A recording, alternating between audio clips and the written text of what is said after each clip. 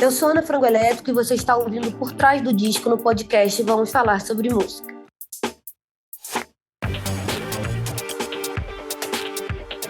Quatro anos após o último trabalho de estúdio, Ana Frango Elétrico regressa com Me Chama de Gato, que eu sou sua. Com lançamento em conjunto pelos selos Risco aqui no Brasil, Mr. Bongo na Inglaterra e Think Records no Japão, o álbum se aprofunda nas vivências de uma pessoa queer enquanto estreita laços com a música brasileira produzida nos anos 70 e 80. Para desvendar os segredos e mergulhar no processo de criação do material, eu, Kleber Fak, recebo Ana Frango Elétrico em mais uma edição do Por Trás do Disco. Ouve aí. Oi pessoal, eu sou o Kleber Fak e como vocês já ouviram, estamos aqui com Ana Frango Elétrico. Fique à vontade aqui, é muito prazer enorme ter você aqui junto com a gente. Muito obrigada, se tem muito que eu tô à vontade. Boa. Ana, pra quem vê de fora, parece que você retornou do nada após 4 anos com um novo álbum, mas você fez muita coisa. Você lançou música em parceria com a Ava Rocha, cantou com Antônio Neves, Vovô Bebê, Luísa Brina, Bel, Jadsa, produziu o disco da Sofia Chablau e Uma Enorme Perda de Tempo, produziu o Baby Blue, recente disco da Júlia Branco, co-produziu o disco do Bala Desejo, que foi um dos vencedores do Grammy Latino 2022. Tudo isso num espaço de tempo onde a gente ainda estava meio que trancado em casa, saindo aos poucos, com máscara. Como que foi, nesse momento caótico, nessa movimentação toda, se organizar para produzir esse novo disco? E eu queria que você já começasse contando um pouco como que foi o processo de produção do Me Chama de Gato, que eu sou sua, seu novo álbum de estúdio.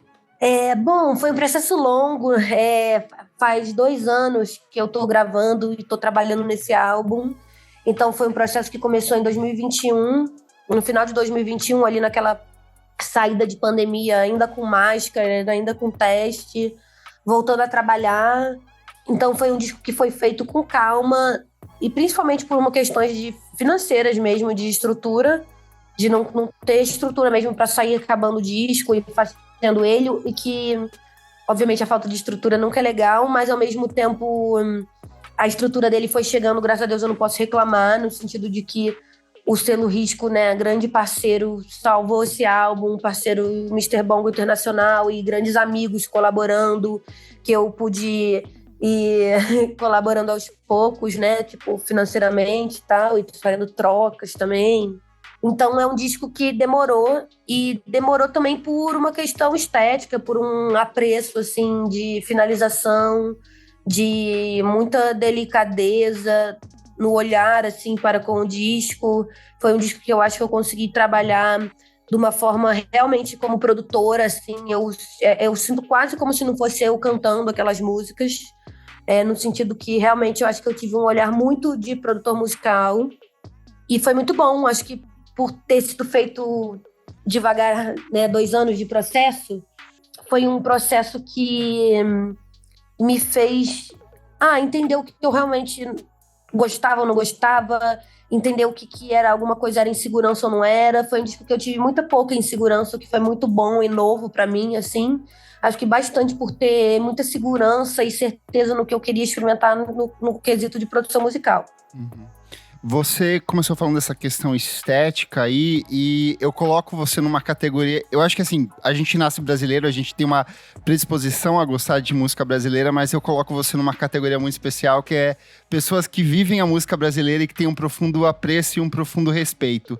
Eu vi muito disso na sua apresentação com o Jardim Macalé no Koala, o quanto parece que você admira muito o Jardim e toda essa geração, e o quanto isso se reflete de um jeito ou de outro na sua obra, e principalmente nesse novo disco eu sinto que ele é meio que uma carta de amor à música brasileira em vários aspectos, assim, principalmente essa produção do Brazilian Boogie ali do final dos anos 70, começo dos anos 80.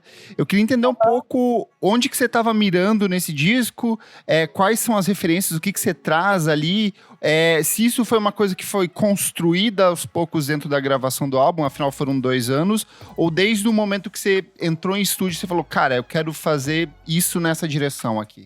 Não, eu acho que desde o começo eu já sabia onde eu queria chegar, e eu acho que tem muito a ver com o que você falou, assim, no sentido de que... E eu acho que eu vou até um pouco além, porque eu acho que esse disco ele fala bastante sobre, né, tipo, obviamente eu sou muito influenciada por música brasileira, acho que é muito claro isso quando se ouve meu trabalho. E música orgânica, né, sou muito influenciada ali por música orgânica brasileira, mas eu acho que é um disco que ele fala de alguma forma sobre a indústria musical, assim, sabe? Não, aí eu não vou falar, não, aí não é a indústria escrota, né, de gravadora e tal.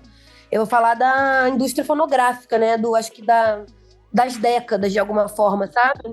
Então é um disco que, de alguma forma, eu acho que eu reverencio várias décadas, eu reverencio vários entendimentos que eu tenho a partir de grandes obras de música, em cima de música orgânica, e também tento já colocar a minha visão, né, sobre essas questões fonográficas, né, de engenharia no meu trabalho, que também tem atravessamentos, obviamente, atuais, né? Basicamente isso. Em relação ao disco anterior, você trabalhava muito em cima de uma poética que era quase visual, assim, descritiva. Eu sentia que eu meio que acompanhava você em alguns pontos de cidades reais, imaginárias. E esse disco, eu acho que a gente tem uma inversão, assim, você externaliza uma coisa que está muito internalizada em alguns aspectos. Eu sinto que ele é mais expositivo, mais honesto, mais direto ao ponto. Muito, eu acho que vem das suas próprias vivências como pessoa queer também. Hoje você se identifica, né, como uma pessoa não binária. Queria que você explicasse um pouco como que foi esse processo de escrita dentro desse disco, assim. Quem era a Ana que você queria mostrar? O que você queria abordar dentro desse novo álbum, né? Bom, primeiro eu acho que meu processo de escrita mudou completamente mesmo. Eu acho que tem uma jornada aí, né, dos últimos trabalhos para esse trabalho, que é o meu primeiro álbum, ele é muito mais sobre poesia e um anti-álbum do que sobre uma indústria fonográfica. Já o meu segundo álbum, ele é sobre uma pesquisa específica, sobre uma vivência em cima de nostalgia e o que eu gostaria de transmitir através disso, ainda com muito o intuito da produção e da forma das minhas canções. Tipo, tudo acho que é muito em torno das minhas canções, da estrutura das canções que eu fazia e tal. Já esse álbum é até engraçado, porque ele é um álbum que tem poucas canções, tipo, só tem duas músicas que são minhas sozinha, né? Que é Insiste em Mim e Let Go To For Again, que não tem letra, né? O resto tudo ou é parceria ou são músicas de autorias de outrens. E eu acho que é interessante, porque de alguma forma é o disco que mais fala sobre mim. Então, enfim, eu acho que isso é uma curiosidade do disco. É o disco que menos tem canções próprias, autorais, e é o disco que de alguma forma mais fala sobre mim. Isso tem a ver com processos, né? Me chama de gato porque o Sussu sempre teve aí, né? De alguma forma, Ana Frango Elétrico, eu acho que fala disso, né? O meu nome fala disso, né? Óbvio que vai ter gente que vai entender e vai ter gente que achar que é só por causa de um sobrenome estranho. Mas no final das contas tem muito a ver com isso, né? E eu acho que é isso. É um disco que ele não tem... Não é uma bíblia, né? Sobre não binariedade, não é um ponto de chegada. Não é um ponto de chegada, é um processo, né? E aí eu acho que esteticamente e musicalmente, né? Esteticamente, tanto musicalmente quanto graficamente, visualmente, eu consegui botar a minha visão, né?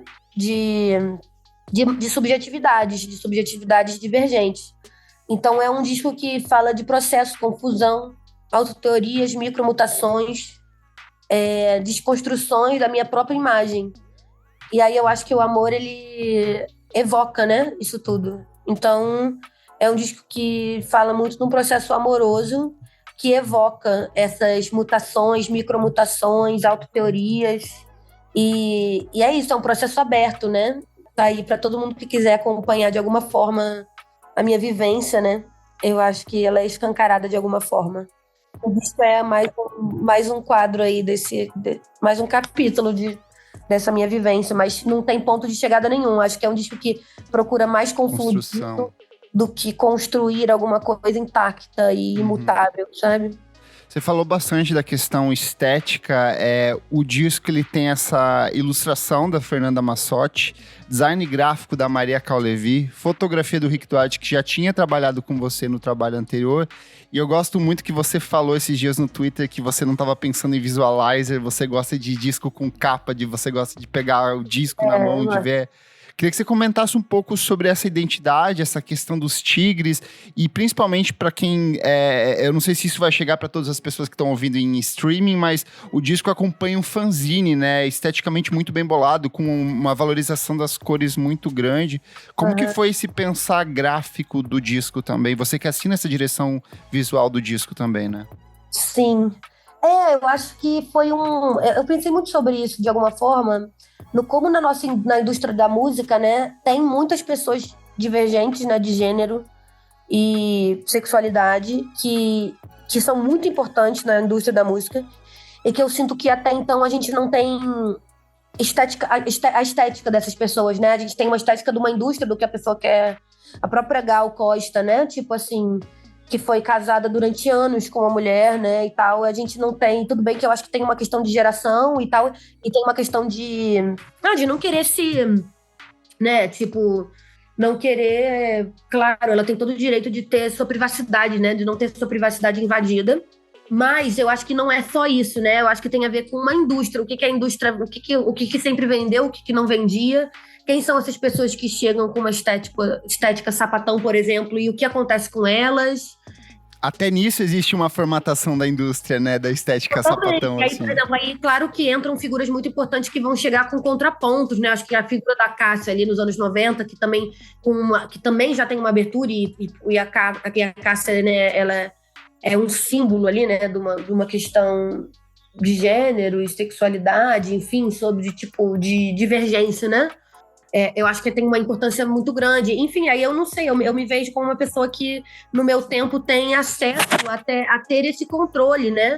Então, de alguma forma, eu acho que eu quis contribuir com isso, com poder contribuir numa questão queer, né? E aí eu falo, quando a gente tá falando queer, é porque eu acho que eu falo queer num sentido de que eu me identifico também como uma pessoa caminhoneira, né? Como uma pessoa sapatão, mas também, talvez, meio pangênero e também não binário. Então, assim, é confuso. Eu acho que esse disco é sobre uma confusão. E aí eu falo no lugar queer, quando eu falo queer, eu tô falando mais do que o que da sigla, né? Eu tô falando com esse queerness, né? Essa questão divergente. Com a questão da sigla inteira, né? Então, não sei, eu acho que de alguma forma eu consegui traduzir o que eu imaginava. Os Tigres eu encomendei da Fernanda, que é minha ex-namorada, por exemplo. E então, que foi um disco muito voltado ao nosso amor, por exemplo, né? Tem Insista em Mim, é dedicado a ela. Ela participou bastante do processo do disco, desse processo de ilustrações, foi nas gravações das bases. Então, é um disco, de alguma forma, que é feliz, né? É um retrato feliz, né? De um amor feliz e queer, né? Então... não sei muito, é isso, eu acho que é porque ele é meio giratório, assim, esse assunto, porque ele não chega em lugar nenhum. Eu acho que o objetivo do disco é o processo mesmo, assim, sabe? Perfeito. Já que estamos falando do disco, vamos entrar nas faixas aqui, porque a gente abre com Electric Fish, foi justamente a canção que você escolheu como a primeira do disco a ser apresentada ao público, é a música de abertura, e ela traz esse traço de ser cantado em inglês. O inglês é uma coisa muito recorrente na sua obra, a primeira música do seu primeiro disco já era cantada em inglês, mas aqui tem um domínio ainda maior da língua, assim, ela é bem mais presente, seja nos títulos quanto na construção dos versos. Isso foi proposital no sentido de tentar abraçar um mercado, uma nova fatia do mercado estrangeiro, ou foi natural, ou o inglês para você, como que funciona isso, e por que você escolheu essa canção como música de abertura do álbum? Bom, primeiro começar pelo fim, eu escolhi ela como abertura porque eu produzi ela pensando nisso. Então, mais do que ser a primeira do single, que isso foi uma escolha, né, em parceria com o selo Risco, com o Mr. Bom, o que a galera da gringa também achava que seria melhor pro trabalho, e aí eu também, na verdade, eu que sou uma pessoa que sempre falei mal de pessoas que lançam single, o single é a primeira música do álbum, infelizmente eu tive que acatar esta decisão, tô brincando, mas... Então, assim, nesse sentido ela é a primeira faixa do álbum porque eu produzi já desde o começo ela pensando. Como eu produzindo principalmente as minhas coisas, eu gosto muito de já ter noção do que eu já tenho o título, eu já tenho alguma questão de ordem do que tem começo e fim, mas nesse disco foi até legal que ele não foi tão concreto, assim, eu tive que ter uma malemolência, assim, ao longo do processo que para mim foi importante.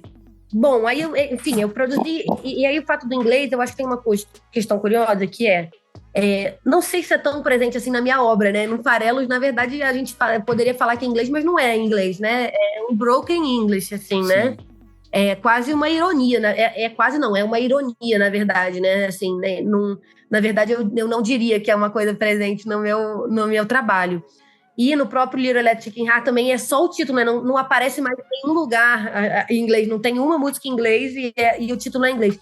Então eu sinto que talvez esteja alguma forma, tanto de ironia, de sarcasmo, mas também como uma forma, às vezes, e principalmente nesse álbum, eu acho que ele entra numa questão de, como que eu digo isso, de isca, sabe? Eu estava lendo o livro do Glissant, de entrevistas do Eduardo Glissant, com o Eduardo Glissant, e aí ele fala que é um filósofo da Martinica, né, do Caribe, e ele fala que ele coloca um poema no fim de uma antologia de poesias que ele organiza, que ele é curador, e que ele vai falar assim, ele não traduz esse poema, e essa não tradução é uma ação futura. Então eu acho que, de alguma forma, colocar uma coisa ou outra em inglês nesse álbum é uma forma de trazer uma isca, porque não é um disco em inglês. As canções não são todas em inglês. Inclusive, eu acho que a poética, como se ele apresenta, não é de uma maneira clássica, né, do inglês. Eu nem sei falar inglês direito.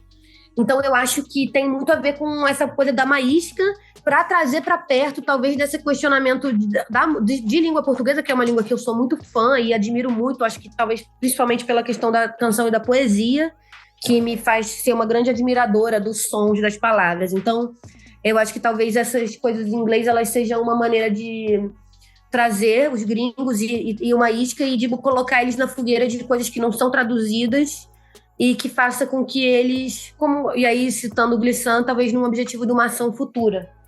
Bom, o Electric Fish ele tem uma referência muito setentista, mas com processamentos dos anos 80, que foi uma coisa que eu trouxe ao longo do disco. Tem diferentes tipos de gate reverb, né, que é um processamento clássico dos anos 80, mas que a galera usava muito em caixas graves, né? Então aquele som clássico de caixa dos anos 80 que é bom, mas que é uma caixa grave com gate reverb. Então eu quis trazer isso um pouco para diferentes timbres, principalmente timbres setentistas, mas que no final do disco eu também exploro com timbres da 808, eu também coloco esse gate reverb. Então, eu acho que foi uma faixa que surgiu bastante com esse desejo, é uma faixa que já foi gravada, né, que não é composição minha, é uma composição do Márcio Buch, Silvio Fraga e Bruno Consentino, que já foi gravada pelos meus amigos com o Bruno do Exército de Bebês, e que foi uma faixa que eu gostava muito. E sempre quis fazer a minha versão. Então, acho que eu trouxe bastante essa referência, né, do boogie a ela, assim, do disco. E, bom, é isso. Ela começa assim, uma referência também meio Michael Jackson, no sentido de que os sopros entram só no refrão, que é um tema, e ele não é uma coisa que não tem sopros da música inteira, não tem sopros no refrão, os backing vocals muito presentes. Perfeito, excelente estratégia, por sinal, excelente música também. Na faixa seguinte, a gente chega com Dela, que é uma dessas canções que, mais uma vez, jogam com essa questão do gênero. E aqui a gente tem uma participação do Joca, né, que leva o disco para uma outra direção, traz um pouco do rap para dentro do álbum. Fala mais sobre essa segunda composição aí do disco. Já Dela é uma faixa curiosa, porque eu sinto que é a última faixa que eu compus antes do álbum. Eu fiz ela uma semana antes de gravar, talvez menos até, tipo 5 dias, 3 dias antes de ir pro estúdio. A gente foi pro estúdio sem ensaio, então eu também cheguei com muitas referências e pesquisas ali para cada onda de cada música, o que ia ser synth bass, o que não ia ser synth bass, o que tinha drum machine, o que não tinha, qual era a onda, né, de cada música, assim. E Dela era uma música. Você é do tipo que esquematiza, que monta um desenho assim, escreve, olha, quero que funcione isso com esse tipo de som. Eu acho que eu sou bem construtivista, assim, sabe? No sentido de pensar muito formas. Então, assim, como começa, como termina, tem especial, não tem tema, não tem, quais são esses espaços, às daqui vai ter arranjo de cordas, isso não vai. Então, assim, eu não sou uma pessoa muito impressionista, muito prog, assim, sabe? De tipo, no meio da música tem 50 mil coisinhas e tal. Eu acho que eu sou de uma visão bem, tipo, construtivista mesmo, assim, sabe? Suprematista, assim, de uma essência ali, né? Então, assim, de uma essência mesmo, tipo, isso daqui é quase, eu vejo mesmo realmente como uma visão parecida com o construtivismo russo, assim, de formas geométricas, de cor e tal. Então eu visualizo as músicas de uma forma bastante assim. Aí, ao longo do álbum, eu acho que é sobre essa grande composição. Dela É uma faixa que é um poema do Pedro Amparo, um grande percussionista e poeta do Rio, amigão. E ele me mandou alguns poemas há um tempo, e aí eu peguei e musiquei. Chamei o Joca depois para somar. Ela é uma faixa curiosa, porque eu não saberia falar de que gênero musical ela é. Eu acho que ela é uma faixa que transita aí por 1001 coisas. Perfeito. Terceira faixa do disco, Nuvem Vermelha, é uma parceria sua com a Marina Nemésio. Fala mais aí sobre ela, essa terceira canção do disco aqui. É uma terceira canção que surgiu, na verdade, pela ponte gloriosa de Bruno Berli, grande amigo. Maravilhoso. Eu tinha mandado para ele essa música para ele fazer uma letra, e ele acabou que ele tinha recebido uma ideia de letra-melodia separada da Marina Nemésio e falou, cara, isso daqui encaixa na música da Ana, e me passou. E aí essa parceria ela surgiu por intermédio assim, de Bruno Berli. E na gravação do álbum, ela foi uma mistura. E eu mandei para eles numa versão meio quase drum and bass, assim, de. E no disco ela acaba que foi para um outro lugar, que teve referências de Blossom Derry, Sarah Vaughan, Smiling Hour. E tinha uma terceira referência que foi bem importante na hora de gravar, que eu não tô lembrando. E um pouco de Dorothy Ashby também. Essa coisa de... E ela é uma música que ela é muito, né, uma referência meio bem clássica e que eu quis, de alguma forma, empurrar um pouquinho algumas coisas. Por exemplo, a bateria é um pouco mais alta, as cordas também elas estão mais altas. Não sei, eu quis trazer algumas coisas de começar a dar uma empurrada, assim, no que eu considerava clássico e tal, sabe? Perfeito. Chegamos na quarta faixa, Coisa Maluca, mais uma parceria com o Vovô Bebê, que é um parceiro de longa data seu. Fala mais sobre ela e principalmente sobre a sua relação com o Vovô Bebê, que você é uma pessoa que colabora tanto no disco dele quanto ele colabora no seu. Como que é essa relação de vocês dois em estúdio aí? O Vovô Bebê é um grande amigo, né? Parceiro infinito, é irmão mesmo, né? Que a música me deu. Eu, graças a Deus, sou muito abençoada, assim, nesse sentido da música me trazer muitos irmãos mesmo, assim, né? Uma questão de uma família, assim, construída através da música, que o Vovô Bebê certamente é esse meu irmão, assim, para sempre, que é um cara que foi essencial no disco, né? Ele, literalmente, o vovô me emprestou dinheiro, por exemplo, em determinado momento para eu fazer o disco, me abriu o estúdio dele sempre, gravei vozes lá, gravei muitas coisas lá. E eu queria muito que ele tivesse presente nesse disco. Então gravei essa parceria nossa, que é muito mais dele do que minha, essa música. Eu botei mais minha cara e ele achou que devia ser parceria, mas na verdade essa música é dele.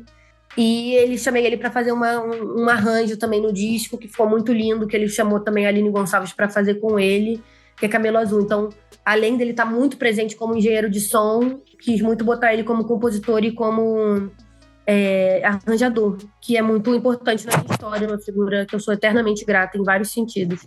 Perfeito. A quinta faixa do disco, Boy of Stranger Things, parceria com o Alberto Continetino, outro parceiro de longa data seu também, e traz esse verso bem curioso, I'm the boy of the stranger things, I'm not the girl that you think. Me ajuda a entender um pouco o que tem por trás da letra dessa canção e fala mais sobre ela também aí. Essa música, ela traz referências que vêm do Sly and the Family Stone. Por isso que eu digo, a gente falou muito de músicas brasileiras, né?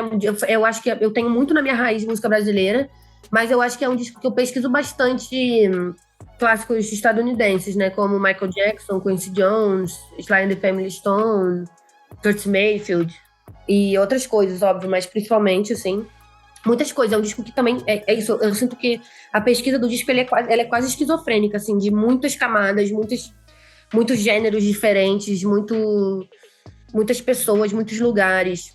Mas eu acho que traça um contraponto entre a música brasileira e a música estadunidense, de alguma forma.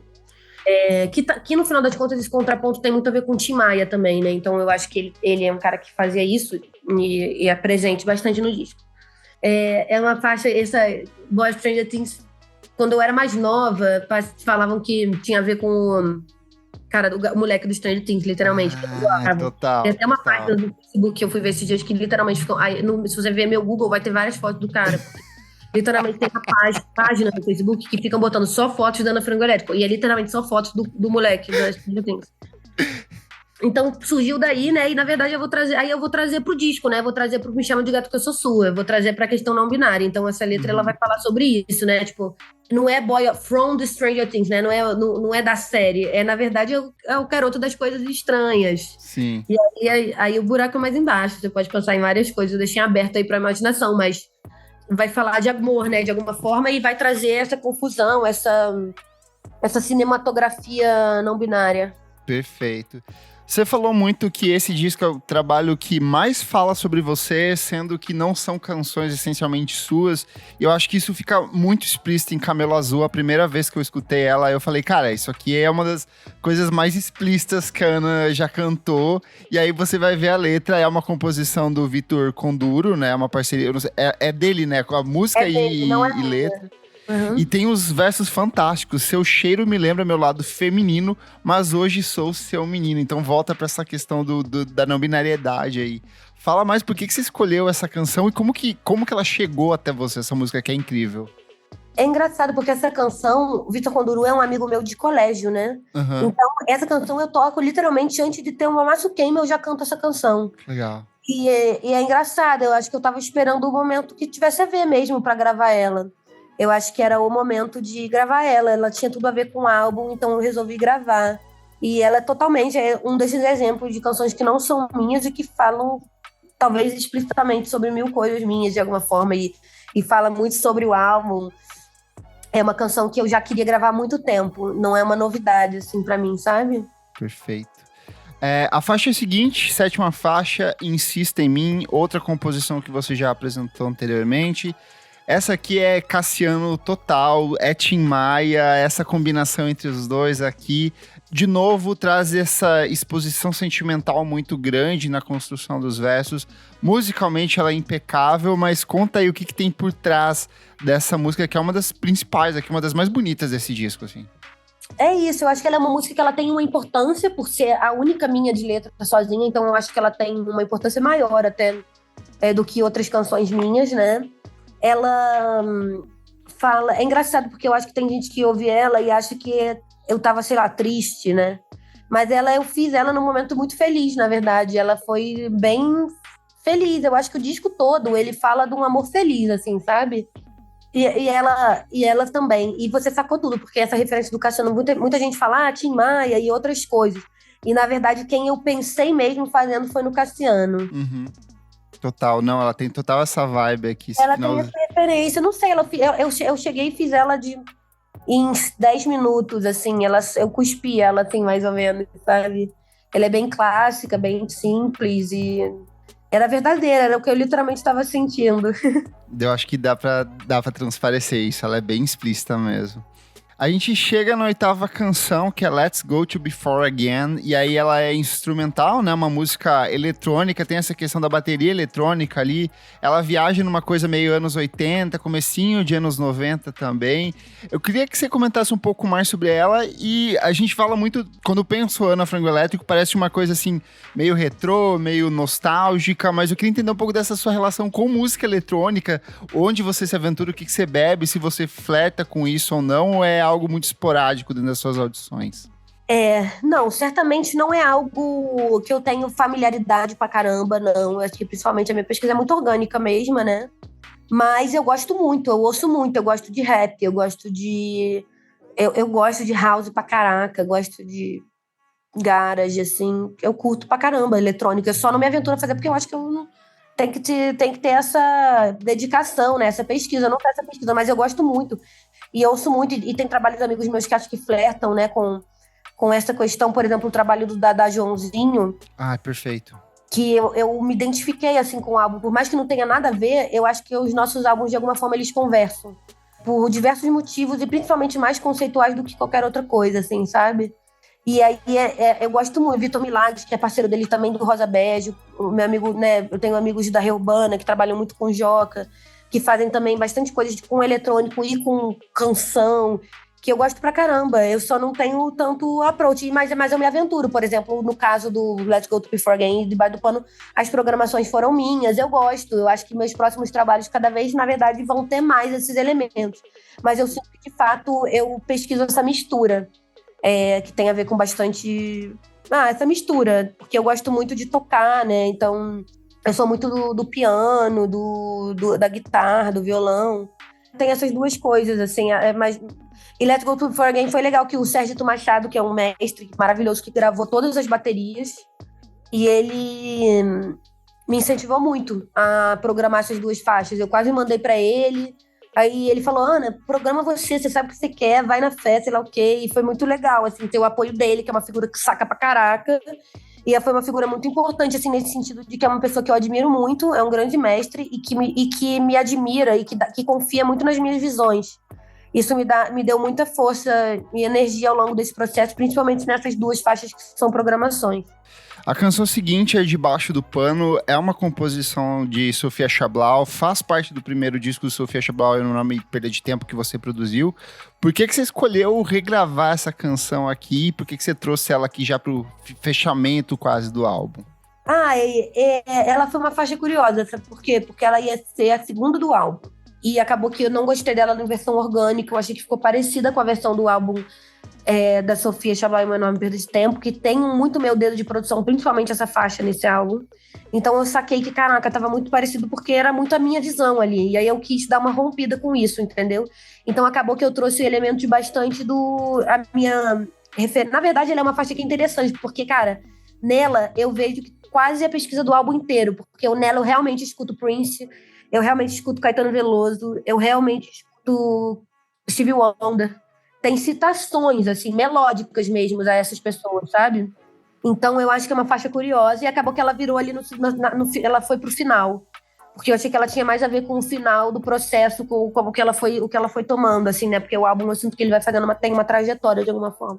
E é uma grande amiga, eu tenho muita vontade de, em algum momento, eu admiro muito ela como compositora, assim, eu acho que eu tinha vontade, em algum momento, de fazer um álbum cantando só ela, sabe? Faz pelo menos um show, pelo menos isso. Vou fazer. Pra fechar o disco, você resgata uma canção que eu adoro, que é Doutor Sabe Tudo, do Robinho Jacobina e a Força Bruta, do disco de 2004, um disco maravilhoso dessa cena carioca dos anos 2000 ali, com a Cabola Tequila, a galera revelou depois Los Hermanos, Orquestra Imperial. Achei incrível que você trouxe essa canção, resgatou, e eu acho que vai apresentar o trabalho do Rubinho pra muita gente nova que acompanha o seu trabalho, mas fala mais sobre por que você escolheu justamente essa música pra encerrar esse seu terceiro trabalho de estúdio. Bom, eu acho que é isso. O Rubinho também é uma outra figura que eu tenho muita vontade de fazer um álbum só dele, porque, cara, tem muitas canções que eu tenho vontade de cantar dele, assim. E é raro, assim, eu querer cantar compositores, assim. Realmente, Sofia Chablau e Rubinho Jacobina são compositores que eu tenho vontade de cantar. Eu me identifico, porque é isso, né? Tipo, obviamente que eu admiro muitos compositores, mas eu acho que você querer cantar, né? Porque eu sou compositora, então eu acho que para eu querer cantar compositores de uma forma grande, assim, né, muitas músicas ou algo do gênero, eu tenho que me identificar, né, de alguma forma com aquelas composições. E o Rubinho, cara, os discos, 3 discos deles é só canção linda, maravilhosa. E esse disco, A Força Bruta, eu gosto muito, né? E aí, Doutor Sabe Tudo é isso. Eu sempre gostei muito e eu sempre fiquei querendo, cara, eu quero produzir uma versão dessa música com elementos um pouco mais pop, com um processamento um pouco mais pop. Eu acho que é isso. Minha geração, de fato, não conhece ele. E acho que é uma forma de mostrar ele também. E eu gosto muito da canção. Não teve também nenhuma canção que eu escolhi, porque eu quero cantar este compositor. Foram vontades legítimas, assim, sabe? De querer cantar ela, de achar que tem a ver com o disco. E aí, nesse sentido, acho que o Doutor Sabe Tudo, ele tem a ver que entra num lugar meio do flerte, meio irônico do amor, assim, sabe? Também, não sei, eu sempre me visualizei meio de terno, vendo lap dance, assim, sabe? Tipo, com uísque na mão, com essa música. Perfeito, arrasou. Ana, pra fechar aqui, uma última pergunta que eu sempre deixo os artistas confusos nessa hora. Se você pudesse escolher uma única canção desse disco, pode ser a que você mais gosta, a que representa o trabalho, qual você escolheria? Insiste em Mim. Insiste em Mim. Perfeito, escolha excelente. Ana, o que vem agora? Você vai entrar em turnê na Europa, mas como que vai funcionar a divulgação desse disco? Tem show marcado aqui pro Brasil? Como que vai funcionar pro lançamento do seu novo álbum por aqui? Bom, acho que a gente tá entendendo ainda, né? É sempre diferente quando a gente lança, tudo muda, né? Então a gente tenta se organizar, tenta antecipar 1000 coisas, mas chega na hora, a gente precisa entender o que as demandas e tal. Então, acho que a demanda é conseguir, poxa, rodar aqui pelo Brasil. Eu tô reduzindo a banda para conseguir também fazer um show principal que dê conta das cidades que eu quero ir, não ficar adaptando o tempo inteiro. Então, eu espero muito, daqui a pouco a gente divulga as primeiras datas, mas eu quero muito outros lugares, ir em lugares que eu nunca toquei. As passagens estão muito caras, é difícil tocar nos lugares, mas eu quero muito conseguir. Espero rodar nesses festivais. Bom, eu não sei, eu acho que os planos são esses. O plano é fazer também mais clipe, desenvolver de alguma forma essa estética, talvez transformar o Zine num livro, porque tem muito mais material do que no próprio Zine. Tem muitas fotos, tem muitos desenhos, tem textos, tem escritos, tem... Eu não sei, então eu acho que o objetivo futuro seria de alguma forma conseguir ampliar, e antes de eu endoidar e lançar outra coisa nova, também conseguir dar uma soada aí nesse... Suada e soada nesse trabalho, né? De expandir ele. Espero tocar aí por muitos lugares. Perfeito. Boa sorte na divulgação. Muito obrigado aí pela participação. Que bom conhecer um pouco do processo de construção desse disco, que a gente achava que o ano estava encerrado, que não viria mais nada tão relevante assim. E veio mais um descasso aqui. Muito obrigado por conversar com a gente aqui. Muito obrigada, tá, querido? É uma honra estar aqui no podcast. Vamos falar sobre música. Muito importante falar sobre música e sempre bom abrir um pouco esses processos, tá bom? Muito obrigada pelo espaço e por me receberem. Obrigado, eu que agradeço. O Por Trás do Disco é um podcast paralelo do podcast Vamos Falar Sobre Música. Apoie a gente em padrim.com.br/podcast VFSM. Por apenas R$5 por mês você tem acesso a esse e outros programas com muita antecedência. Eu sou @KleberFak no Twitter e no Instagram. Você também pode acompanhar o meu site musicainstantanea.com.br. Até a próxima edição do nosso programa. Tchau, tchau. Muito obrigada, querido.